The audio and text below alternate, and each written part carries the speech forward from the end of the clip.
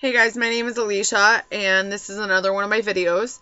I want to do this one on encouragement. I think that we get in this place in life where we just are so discouraged and feel so let down, and um, it sucks.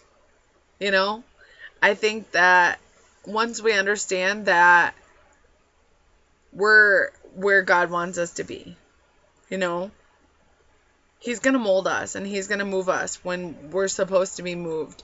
And I think that it's the transition that really gets to us. And so I actually found some Bible verses that I want to share with you.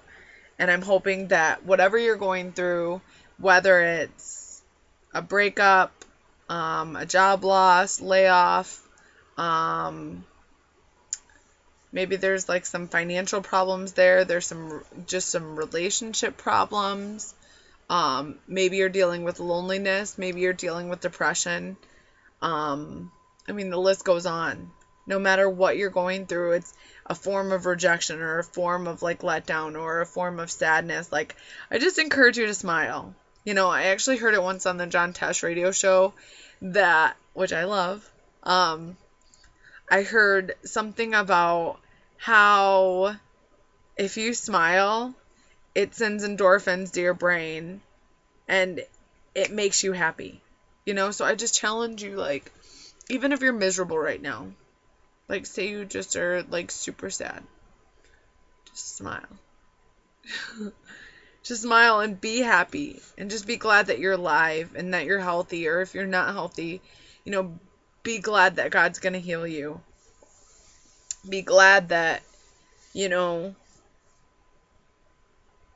there's so much to be happy for.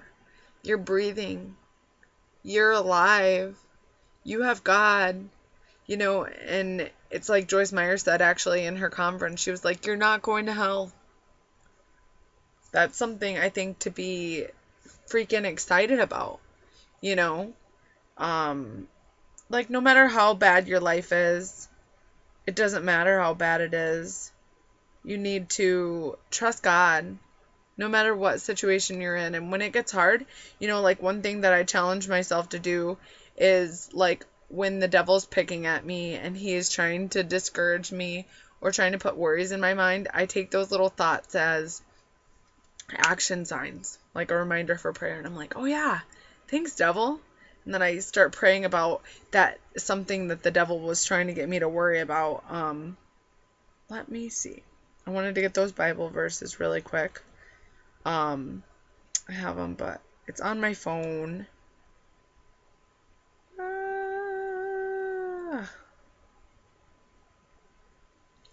But yeah, just keep smiling, keep your chin up, and just know that God has a plan for you. And I know that that's hard to believe, but like, there's so many Bible verses, and that's one thing that I'm actually going to start to do is I'm going to start, like, talking about Bible verses and, like, how to incorporate it in your life, but that's going to take a little more time. So I can't do it tonight. I'm trying to keep this one under, like, 6 minutes. That's my goal. This one is, I just want to give you some Bible verses to study and then, like, try to say a prayer like I taught in one of my previous teachings. I just want you to pray and uplift it to God and just lay there and say, God, transform my mind, renew my thoughts, and, help me through this situation. Take control of my life.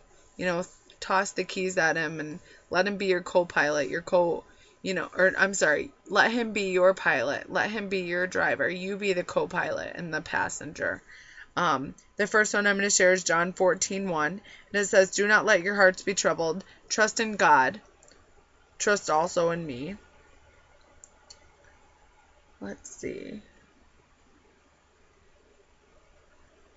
Ooh, that's kind of interesting. I was just talking about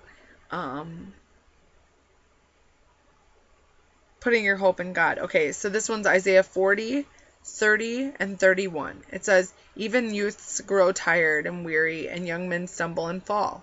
But those who hope in the Lord and renew their strength, that's what I was saying about the renew your strength, they will soar on wings like eagles, and they will run and not grow weary. They will walk and not be faint.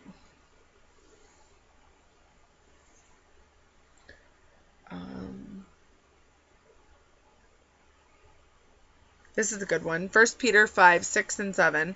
Humble yourselves, therefore, under God's mighty hand, that he may lift you up in due time. Cast all your anxiety on him, because he cares for you. I think that's like the one thing that we really need to do, is just learn to cast our problems on him and just realize he's got the whole world in his hands. It's like that song, he's got the whole world in his hands. He's got the whole wide world in his hands. He's got the whole world in his hands. He's got the whole world in his hands. He's got the whole world, you know. He's got you, he's got me, he's got everyone that you know in his hands, and he controls it. He is our controller.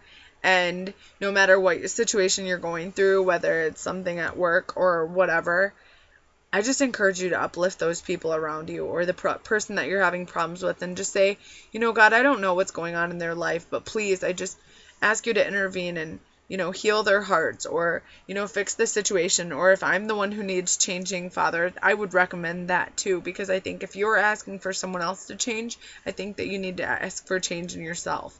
I think that's very important. I think that it needs to be, you know, both of you changing and asking for understanding in your life. But yeah, I'm already over 6 minutes here, so I'm going to let this one go. But the next time that I come on, I hope to have a nice little Bible story for you and how to incorporate that in your life. And yeah, so if you guys have anything in specific, again, you can always reach me. You can always Facebook me, or you can message me on here, whatever is easiest. I think Facebook's probably the easiest way to get a hold of me, though, honestly.